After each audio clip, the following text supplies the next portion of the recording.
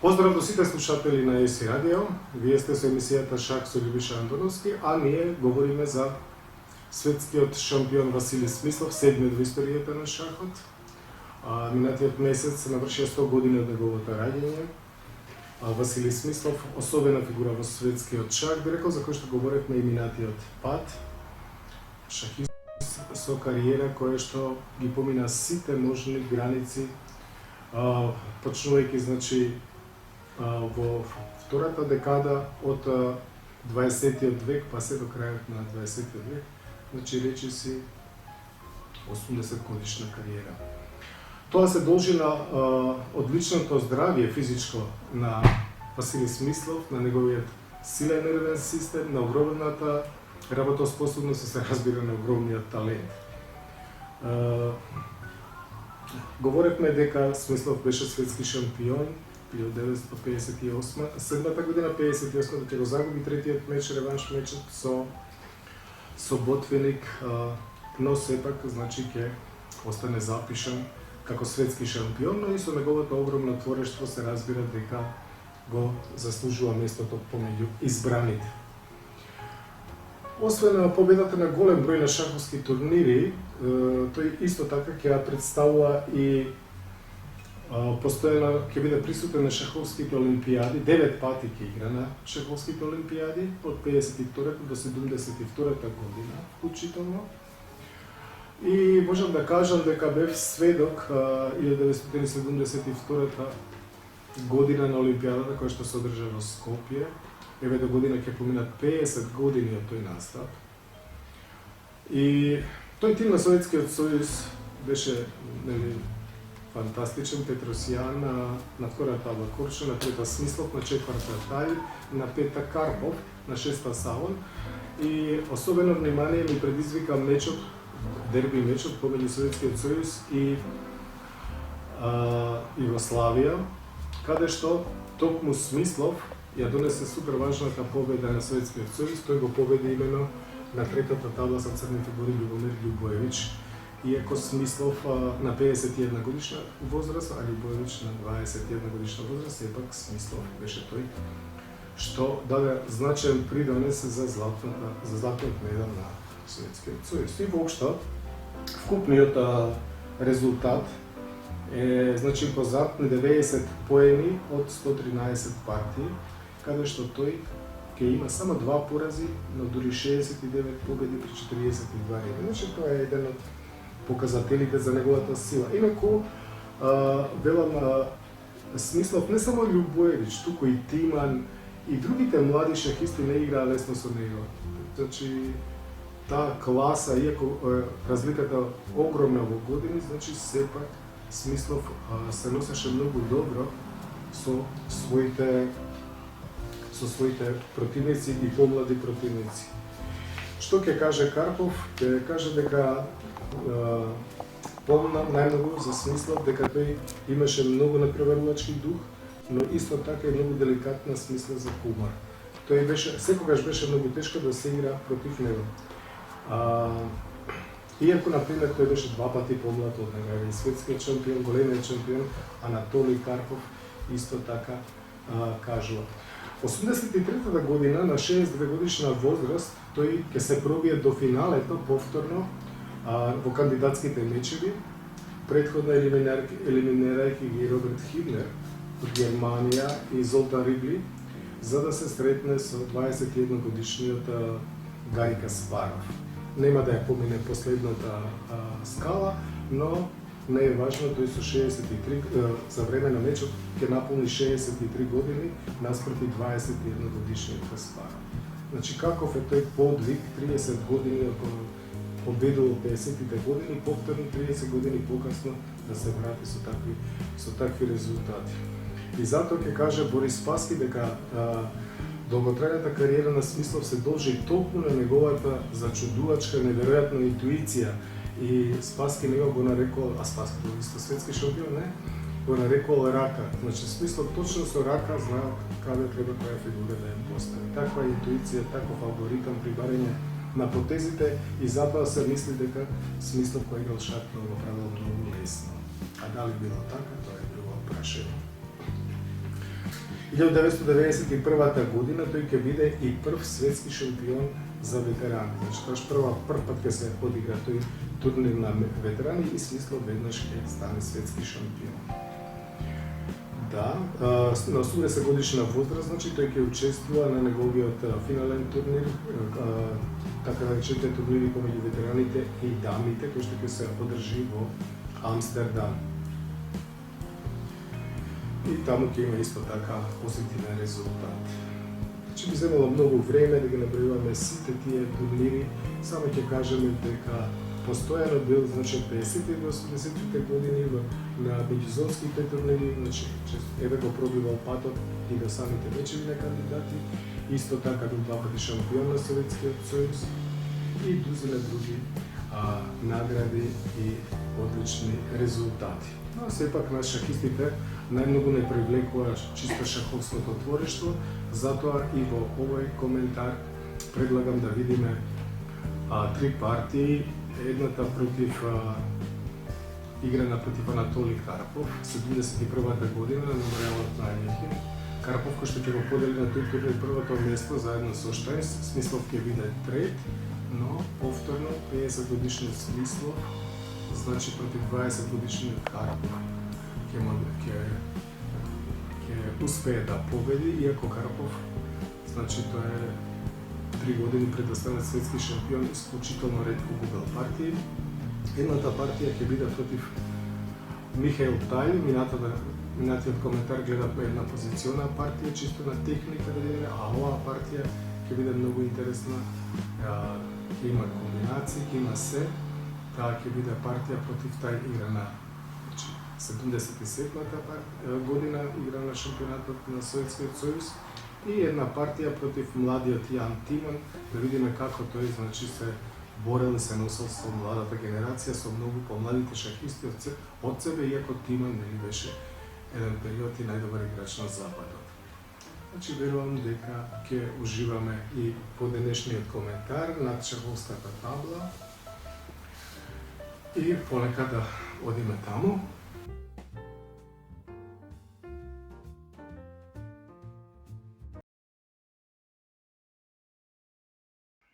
Ке започнеме со партијата играна во Санкт Петерсбург, тогаш Ленинград, 1971 година, на 39-тиот шампионат на Ленинград. Смислов со бели фигури против младиот Анатолий Карпов, тогаш 20 годишен, но Анатолий Карпов кој што веќе беше младински светски првак и кој што следната година ќе игра на Олимпијадата во Скопје, а кој што исто така ќе направи, се разбира, блескава кариера, ќе биде еден од најсилните играчи на сите времиња и неговиот циклус ќе почне со мечевите на кандидатите, каде што нели ќе ги победи Полугаевски, Спаски и Корчној, за да го предизвика Фишер, кој што пак нема да му излезе на мегдан, и така Карпов ќе стане светски шампион 1975 година. Значи, Смислов со бели фигури, да додадам 50 годишниот Смислов против 20 годишниот Анатолий Карпов. Смислов со C4 се отвара, C5, конј F3, конј F6, конј C3, D5, CD5, конј D5, E3. Сега црниот тука има избор, дали ќе игра E6 или ќе игра G6 во дух на Гринфелдова индиска одбрана. Карпов има многу успешно тука играно и G6, но за оваа партија тој го игра по солидниот потек E6, D4, CD4, ED4. И сега додовме до една позиција која што може да настане многу отварање. Тоа е практично Каро Кан. Може да почне партијата со E4. И во овој миг, како игра црниот ловец B4, тоа ќе биде немцо-индиска одбрана. LS7, LD3, мала рокада. Значи, почне како англиска партија, но имаме Каро Кан пред нас. Конј C6, топ E1. Сега тука црниот има практично два потези. Потегот кој што го игра Карпов, конј F6, а другиот потек е ловец F6. Но против ловец F6 Смислов исто така ќе биде многу успешен. впрочем, тој многу успешно ја игра оваа позиција, го победи Золтан Рибли во полуфиналето на мечевите на кандидатите 83 година, за да стигне до финалето против Гари Каспаров, младиот Гари Каспаров. Таму Рибли се бранеше со ловец F6, но исто така и Иванчук 77 година, ако не се лажам, се бранеше со, или 78 со ловец F6, но Смислов ги доби двете многу важни партии. Коњ F6, значи, тука белиот настапува некогаш и веднаш со ловец G5, на оваа партија Смислов игра A3, тој сака да направи батерија, ловецот да го постави на C2, дамата на D3, затоа треба да го контролира прво полето B4, за таа цел B6, ловец C2. Сега Карпов, ловец B7, заслужуваше внимание, ловец A6, Карпов ќе го игра тој потек неколку години покасно против Тиман, тој потек ловец А6 не дозволува дама D3, дама D3 и сега топ C8. Непрецизен потек, белиот ја намести батеријата и веќе се заканува со ловец G5, нели, жариштето на полето H7, пешекот H7, затоа беше потребно веднаш црниот да игра G6, но младиот Карпов игра непрецизен потек. Топ C8, таа грешка ќе ја повторат и многу други играчи. И Смислов продолжува, игра потек со рака, ловец G5, ја развива својата последна неразвиена фигура, иако, значи, критичен потек, тука е потекот D5, веднаш белиот да удри во центарот, и на ED5, сега ловец G5. Значи, го засилува тој потек, затоа што сега се отвара E-линијата за радост на белиот топ на E1, кој што сега сака да удри на E7 прво, па потоа ловец F6 и мат на H7, например на G6, топ E7 и по дама E7, коњ D5, гледате. Сега е преоптоварен на полето E7 и на F6 и така белиот би победил, така што по D5 црниот не може практично да го земе згодно тој пешак, треба коња 5 да игра, на што белиот повторно би одиграл ловец G5 со закана ловец F6 и црниот би морал да жртвува квалитет топ C3, BC3 и дама D5 и да игра оваа позиција со пешак за квалитет и грчевито да се бори за реми без никакви гаранции за успех. Но Смислов одигра ловец G5, сега веќе сака да победи со D5, затоа G6, топа D1, последната бела фигура влегува во игра и црниот сега треба нешто да одигра. Црниот исто така ги одигра своите корисни потези, сега е прашање што понатаму. Например, ако одигра топ E8, тогаш H4, да? Коњ D5, заради тоа што белиот има изолиран пешак, на црниот му одговараат замените, затоа што колку повеќе фигури ќе смени и ќе се приближи до завршница, толку тој пешак на D4 ќе почне да се чувствува како слабост. Но дека се сите фигури на таблата, тој се разбира контролира важни полиња и му овозможува на белиот простор. Ловец H6, топ E8 и сега одличен потек, 17 потек, ловец A4. Гледате, ловецот нема работа веќе на диагоналата B1 H7, тој оди на друга диагонала, на A4, го врзува тој коњ на C6, врши силен притисок по диагоналата A4 E8. При тоа белиот е подготвен да плати цена, например, ако црниот земеше на C3, коњ C3, тогаш BC3 и по ловец A3 би играл C4 белиот. И има силна иницијатива, така да пробие со D5. Затоа на ловец A4 црниот игра A6 со идеја B5 и затоа сега е време белиот да земе на D5 и да му постави прашање на црниот дали ќе игра инфериорна позиција во симетрична пешачка структура, што би настанало доколку црниот земеше на D5 со пешак, или пак ќе го игра по динамичниот потек дама D5, кој што позиционно е поопратен, но може би тактички нема да биде така добар. Дама D5 и сега повторно одличен потек дама E3. Дамата се засолнува од линијата и сега белиот сака ловец B3 темпо да ја нападне дамата и кога дамата ќе отстапи D5. Да. Одговорот на младиот Карпов беше ловец на F6. Доколку веднаш се засолнеше со дамата, например на H5, дама H5, тогаш би следело D5 со напад на коњот, но и на пешакот на B6. Сега ако е D5, дама B6, црниот ќе има слаба пешачка структура, освен тоа ловецот на B7 ќе му биде нападнат, и по ловец C5, да речеме, тогаш дама F4. Сега тоа трио дама, коњот и ловецот против црниот крал изгледа многу застрашувачки. Е зема на D5, топ E8, топ E8 и сега G4.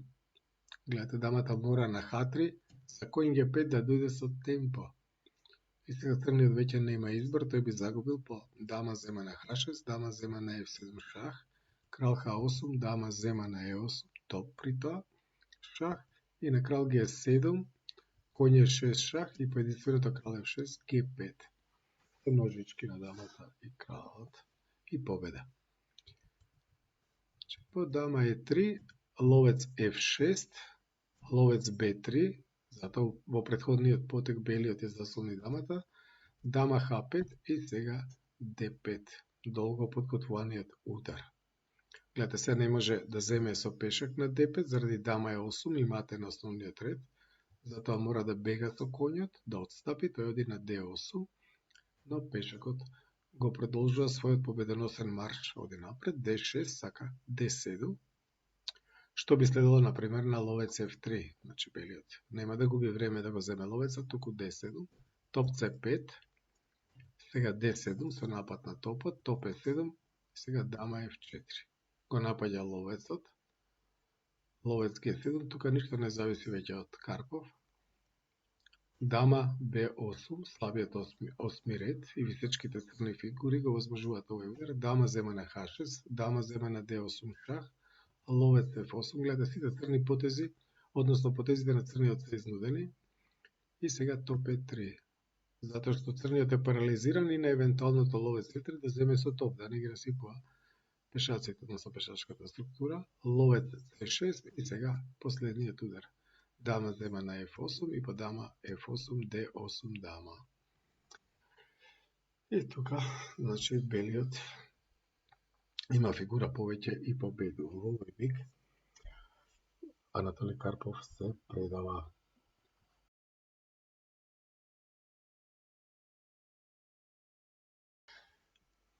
Добро, значи тука смислов со бели фигури D4, коњ F6, коњ F3, G6, G3. Знаете, спокојно се развива белиот, фијанкето на ловецот C5, ловец G2, значи не игра остра D5, туку ловец G2, C зема на D4, коњ зема на D4, ловец G7, сега C4, C пешакот да учествува во борба за центарот, коњ C6, коњ C3, коњ зема на D4, дама зема на D4, мала рокада на црниот, исто така и на белиот, D6, дама D3. Сега тука црниот има повеќе потези на располагање, може да игра A6, топ B8.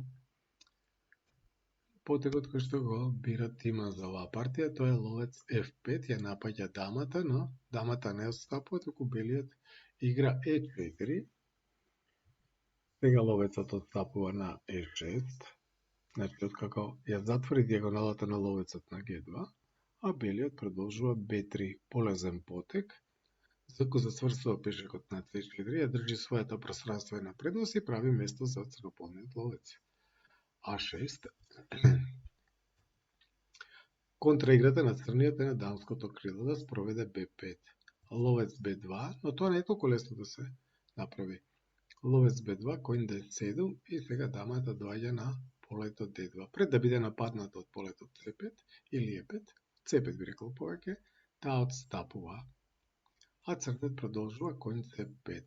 Сега алтернатива на потегот коњ C5 е потегот дама A5, на што смислов во својата книга Наука како да се победува пишува дека би играл топот А на D1 за да биде нападната дамата и сега црниот нема згоден потек, Тој сака сега веќе да скокне на D5, на E7 виси, а топев C8 со идеја B5 не го спречува тоа, коњ D5, затоа што на дама D2 белиот може прво да земе на E7 меѓу потек шах и на крал F8 ловец G7 уште е меѓу потек. Белиот останува со пешак повеќе да бие на позиција. Од тука, значи, по дама D2, Тиман игра коњ C5, а Смислов, кој што ги распореди сите фигури, трга напред. F4. Положбата на ловецот на E6 му дава за право да проба да појде со тој пешак напред. F5, да го стесни црниот уште повеќе, а потоа и да скокне на D5. Ке видиме дека сите своји замисли тој ќе ги оствари. А тој ќе ги оствари затоа што во оваа критична позиција Тиман игра бавен потек, сомнителен потек, тој игра топ C8. Така што ќе видиме белиот се што замислил ќе направи. Беше неопходно да спречи F5, самиот да одигра F5 и по EF5, ловец F5, коњ D5, белиот би имал нешто подобра позиција, но црниот е сосема во игра. А вака по топ C8, белиот продолжи F5, ловец D7, и сега оно што младиот Тиман не го видел, односно не ни толку млад, него Тиман, зрелиот Тиман, тоа е потегот F6, гледате, тука е катастрофата за црниот. Сега ако земе со ловец, нели? Тој зема со пешак, но ако земе со ловец, разбира белиот ќе удри со топ F6 и на F6 коњ D5. И се таа криза на полето F6 на таа долга диагонала, црниот не може да го покрие. Затоа на F6 тој зема на F6, но коњ D5 се еднат, три пати напаѓа на F6, црниот мора F5, и сега зема на F5. Сега Тиман го игра по природниот потек ловец F5, тој можеше да земе и со G пешак, но по ловец G7 дама, крал G7 дама D4 шах F6, гледате, неговата пешачка структура повеќе личи на решето и белиот апсолутно господар тука. И исто така победата, особено со техниката на Смислов, би било само прашање на време. По F5 ловец F5, ловец зема на G7, крал зема на G7 и дамата моќно централизирано на D4 дава шах и го принудува црниот да го игра потегот F6. Значи црниот губи партијата заради апсолутната доминација на белиот на диагоналата, на долгата диагонала Айденхаусу. Сега G4, да се отвори F линијата, ловец E6. Сега ако црниот се обидеше со меѓупотек коњ E6, по дама D1 црниот би го загубил ловецот. Затоа ловец E6 и сега ете го тој потек решавачки. Коњ зема на F6, се заканува да открие шах, мора топ F6 и G5. Гледате, G пешакот со темпо прво дојде на G4, го истера противничкиот ловец, сега на G5 заради врзувањето на топот освојува материјал. Реализацијата е брза и точна. Ловец F5, топот А на D1, врзаниот топ нема да избега, затоа белиот игра полезен потек. B5, тоа е од намајкаде, се зема на B5, А зема на B5 и сега GF6. Дама зема на F6, дама зема на F6, крал зема на F6, сега топ D6 шах. Гледате, белиот има чист квалитет повеќе. Коњ E6, топ B6, напаѓа на B5, топ C5 и последниот потек во оваа куса партија, би рекол, доволно куса, 31 потек, топ E1. Врзане на шестиот ред, со топ 1 белиот се заканува со B4, топот веќе не може. Со B4 губи материјал, да. Следното е после ловец D5 со апсолутно врзување и затоа во овој миг Тиман се предава.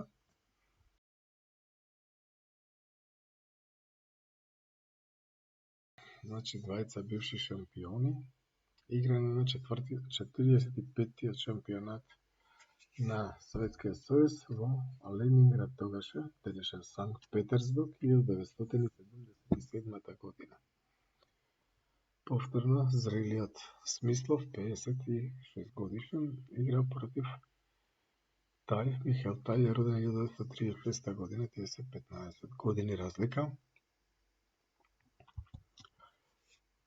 Ќе гледаме оваа партија од страна на црните, од страна на Смислов. Смислов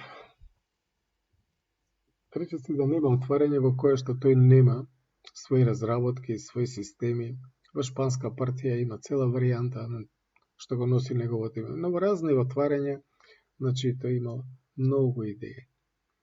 И затоа неговото место во шаховската игра и во шаховската историја, значи е јасно подцртано. Во најавата не стигнав да кажам дека тој исто така бил и многу добар баритон. 1950 година конкурирал во Бојшој театар. Но се зборува дека највисокото раководство на партијата тогаш решило дека Смислов ќе биде многу пополезен за државата како шахист, како голем шахист, како баритон се извинувам. Во ред, значи талј со бели фигури се отвара најчесто како што тоа го правеше со потегот E4, E5, коњ F3, коњ C6, ловец B5, шпанска партија, A6, ловец A4, коњ F6, мала рокада. Смислов на ова место, значи, тој обично ја бирал затворената варијанта, која што почнува со потегот ловец E7, па на топ E1 B5, па на ловец B3 D6. И по C3 има играно и Чигоринови варијанти, и својата варијанта со H6 и така натаму. Значи има голем придонес воопшто во шпанска партија, но за оваа партија специјално против големиот напаѓач, волшебникот од Рига Михел Талј, тој ја бира варијантата со коњ E4, кој што исто така се наоѓа на неговиот репертоар, но не така често. Воопшто зачудувачки добро, например, Смислов играл и сицилијанска одбрана со црни фигури, иако тоа го играл само од време на време. По коњ E4, D4, Талј се сочува и B5 ловец B3, класичен потек е тука, D5, да му даде подршка на коњот на E4 и по D5 ловец E6, но тука Смислов игра нов потек, ловец E7. Значи, ако отворената варијанта на шпанска партија, тоа е старо отварење и многу партии се играни на темата D5, D5, ловец E6, по ловец E7 Талј сака да го казни на некој начин овој малку необичен потек на црниот, нестандарден, и тој игра коњ E5. Но потек, потоа ќе покажат анализите дека правилно решение е D зема на E5, како во варијантата со потегот D5, и по коњ C5 велиот да игра или коњ C3 или ловец D5. Значи, тоа беше начинот како белиот требаше да игра, но Талј гори од желба да го отвори полето G4 за својата дама и да нападне. Затоа тој зема коњ E5, но тоа не е правилно решение. Но да видиме зашто и како. Црниот зема на E5, го зема централизираниот силен коњ на противникот, се разбира, и по D5 игра ловец B7. Белиот ја продолжува својата основна идеја, игра дама на G4, но Смислов ладен игра мала рокада. Гледате навидум, позицијата на црниот крал изгледа опасно, но белиот нема доволно развој за да нападне. Гледате, неговите фигури се на првиот ред и тој во оваа позиција игра F3. Значи сака му постава прашање на црниот коњ, сака да земе залет со F-пешекот. Сега на ова место ловец H6 не беше опасно, затоа што црниот, например, може да реагира соодветно со ловец G5. Сега, ако настане измена на G5, нема ништо белиот, нели? Од друга страна, поинтересна е варијантата ако доколку белиот одиграше развојно коњ C3, што изгледа многу природно на ова место, се развој и го предизвикува коњот на E4, тоа би изгледало коњ C3. И сега во овој миг на прв поглед ловец H6 изгледа како опасен потек со напад на G7. Гледате, се на G6 сака прво да земе на F8, потоа на C3. Но гледате какава волшебна одбрана постои тука. Црниот игра ловец F6, брани на G7 и напаѓа на E5 и по EF6 поентата, прва поента е дама зема на F6, брани на G7 и напаѓа на H6. Значи на BC дама H6 на ловец G7. Разбира, не е тоа опасно, дама G7. Но што е по ловец G5? Со напад на дамата, белиот сака сега да го изеде коњот, има овој волшебен одговор, црниот во дама D4. Значи, разни геометриски мотиви се појавуваат. Гледате, дамата изгледа дека е набиено поле, но по дама зема на D4 следи коњ E2. Овој коњ кој што беше загубен, одеднаш скокна на E2 и по крал H1 коњ D4, црниот останува со пешак повеќе и, би рекол, добиена позиција. Значи, во партијата талј игра F3, го напаѓа коњот, коњот отстапува на G5.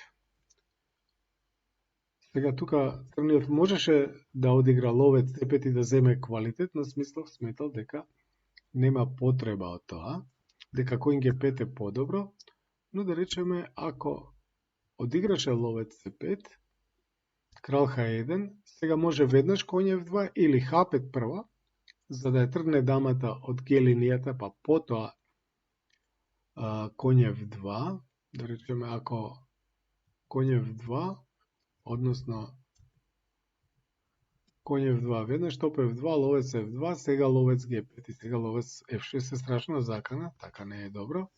H5 е подобро, после ловец C5 и крал H1 да одигра црниот, но по дама H5 коњ F2, топ F2, ловец F2, белиот игра повторно ловец G5 и по дама E8, ловец F6.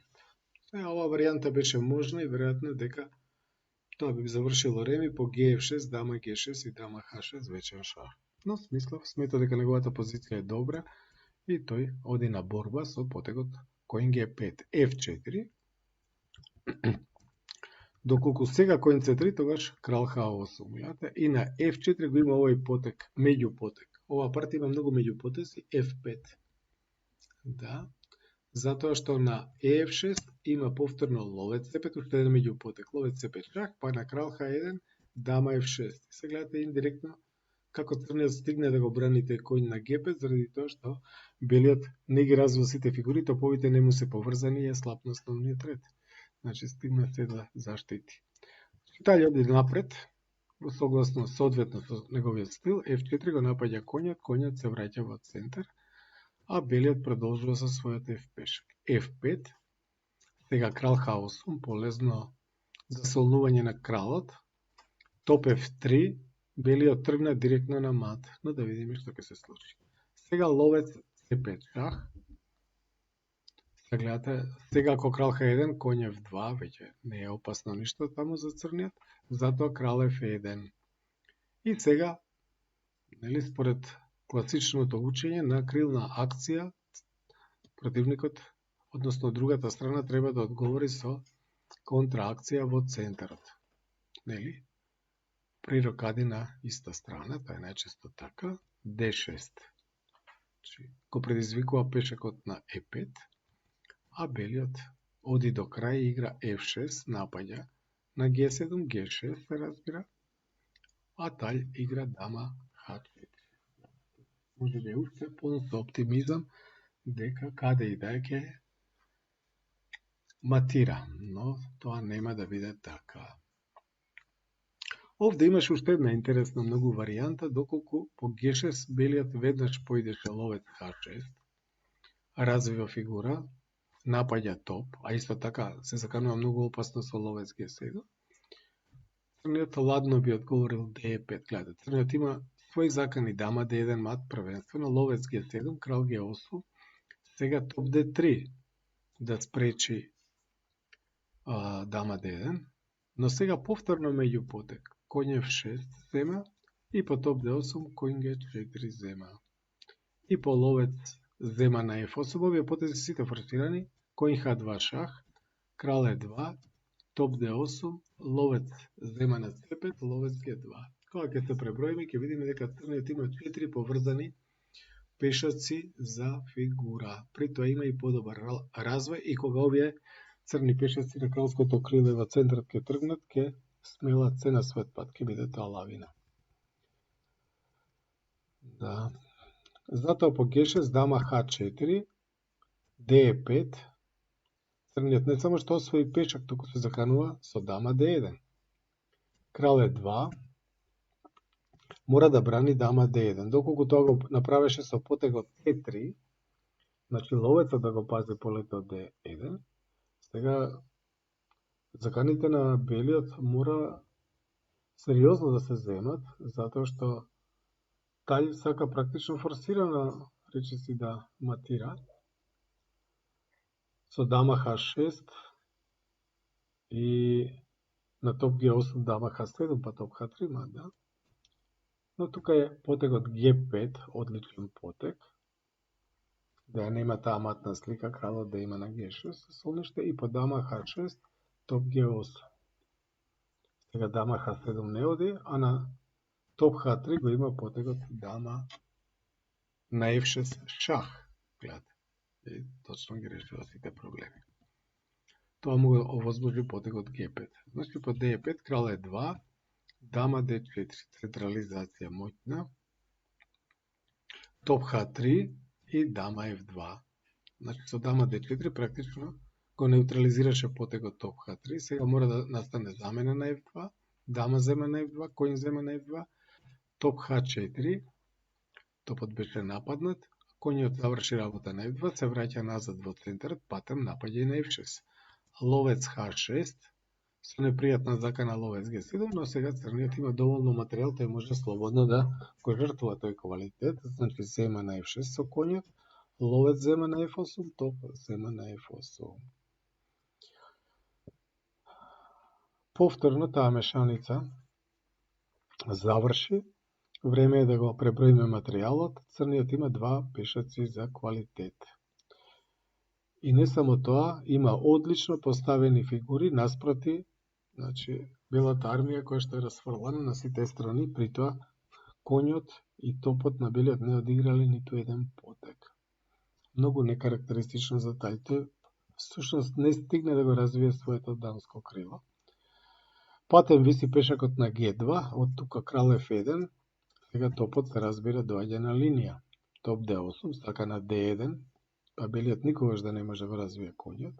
Затоа C4, ловецот го пази полето D1, од друга страна, нели, наместо C4 ако играше кој C3, тогаш топот на втората линија ќе додеше топ D2 со напад на G2, затоа C4, G5,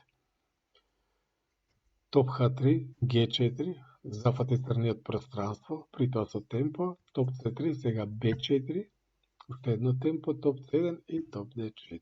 Сега топот сака да се инфилтрира на вториот ред преку полето F4, значи белиот мора повторно да ја ослаби својата позиција, да губи време, G3 и сега веднаш ловецот доаѓа на одличното поле F3, каде што подоцна ќе го зацементира уште и со E4, A3, A5, не го пушта коњот на C3, AB4, AB4, топ A5, го напаѓа ловецот, прв пат, значи тај нешто да нападне, коњ D7 и сега ловец C2, можеше да игра и ловец A4, но тоа коњ B6 гледа. И на топ C5 коњ A4. И на топ B5 коњ B2. Сега ако топ B4 коњ D3 со ножички победа. Значи по коњ D7 ловец C2, црниот E4. Таа е страшна конструкција тука. Топ E1, ловец B6, го напаѓа топот. Сега, ако топот дојде на D5, црниот ќе го замени и пешакот ќе тргне напред. E3, значи топ 8 шах, крал G7, топ D8, но F5. Гледате как се моќни црните фигури.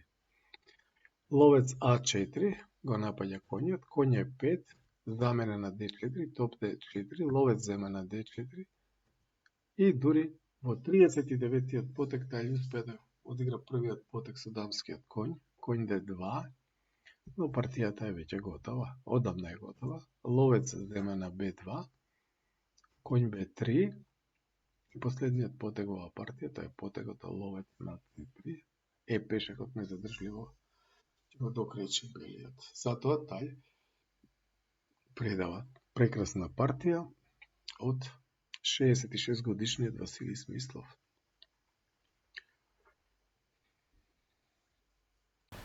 Почитувани слушатели, почитувани гледачи, се надевам дека сите заедно уживавме во прекрасното творештво на Василий Смислов, кој што на 24 март 21 година се роден, 100 години од неговото раѓање. Човек епоха, човек кој што прв пат како шаховски времеплов, да речеме, играл со Дуско Хотимирски, кој што е роден 1881 година. Значи имал 40 години пред него, но кој што бил современик нели на Чигорин, на Ласкер, на другите звезди од крајот на 19 век, па се до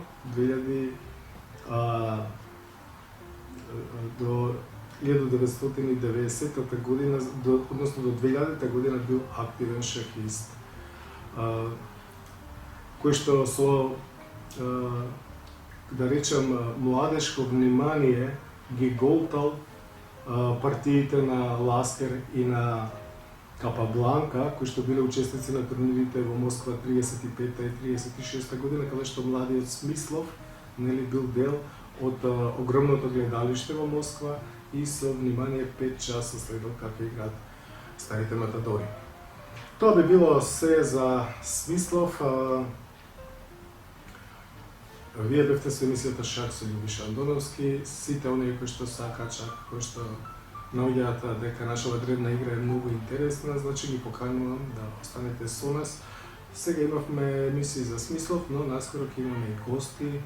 Го очекуваме наскоро мајсторот Љубомир Танчев да ни биде гостин, а потоа и да речем првата пионерска постава на ФЦУ шаховскиот клуб од средината на 70-тите години, а тоа се мајсторите Иван Кочовски, мајсторот Владко Петковски и Мила Лазаревска, кои што покрај мене Љубиша Андоновски, значи беа дел од таа постава и верувам дека и со нив направиме една интересна емисија. Во меѓувреме ви останува уште да се одјавам, да ве поздравам, да ви кажам да играте шах, да следите шах и во овие времења, значи шахот сигурно дека може да придонесе многу за вашето слободно време, да го исполните квалитетно, да го исполните духовно и да се насладувате на шахот и на животот.